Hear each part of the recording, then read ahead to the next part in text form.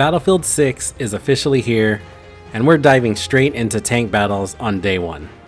I figured what better way to kick off the BF6 content than with a good old Tanks 101 guide. Whether you're new to Battlefield or an old school player like me, this guide will cover all the basics to help your team get that W. With all the hype around this launch, the first few weeks are bound to be rough. We'll see tons of new players coming in from other titles, and a bunch of veterans returning after a long break. One of the main challenges for both groups is learning how to actually use tanks effectively. Now, there's no single right way to use a tank. There are multiple ways to make heavy armor work to your team's advantage, but there are definitely wrong ways. That said, if you just want to hop in a tank, drive around the map, and troll your team, just rage baiting everyone from the back of the spawn, that's your call. It's just a game and nobody's gonna server ban you for doing that. But if you actually care about the team and you want to use tanks effectively to turn the tide of battle, there are a few fundamental things that can help you become a much better tank driver. First things first, get your basic controls set up to match your playstyle. This part is a personal preference, but for me, I like my settings as responsive as snappy as possible. I also rebind a few controls so that my most used actions are right on my mouse or close to the WASD keys. If you're on a controller, you can do the same thing. Two actions I constantly use when driving are switching views and switching ammo types. Which brings us to our next section. View switching.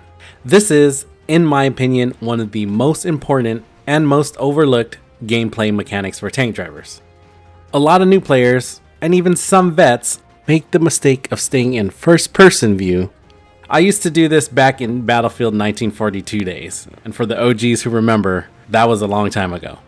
In reality, you should be in third-person view the majority of the time, and only going to first-person when you get into an actual firefight. The reason is simple. Awareness. You need to constantly know what's happening around you. Even when you're going head to head with another tank, it's still worth switching to third person to check if enemies are trying to flank you. In recent Battlefield titles, DICE has made destroying tanks much easier. Anti-armor weapons hit harder, and there are more gadgets than ever designed to counter you. A single soldier with the right gear and a good angle can take out your tank real fast. That's why you always need to stay alert and avoid tunnel vision. Every tank has different shell types and unlockable ammo options. You can customize your tank loadout just like you would your weapon or class setup. Most tanks start with a mix of heavy shells for vehicles and anti-infantry rounds. Each variation differs, but knowing what ammo you're carrying is key. It determines which fights you should take and what your role should be on the battlefield. In Battlefield, positioning is everything. Push too far forward and you'll get swarmed by infantry. But if you hang too far back, your team might struggle to take objectives without your armor support. Finding that balance between pushing the front line and pulling back when overwhelmed is what separates great tank players from average ones. Tanks shine when they're used as support and control units. Locking down sight lines, using buildings and terrain for cover, and always keeping an escape route in mind. Smart positioning will keep you in the fight longer. 1v1 tank battles in Battlefield are completely different beasts. Unlike infantry 1v1s that can end in literally a second, tank battles are like chess matches, and they can go on for several minutes.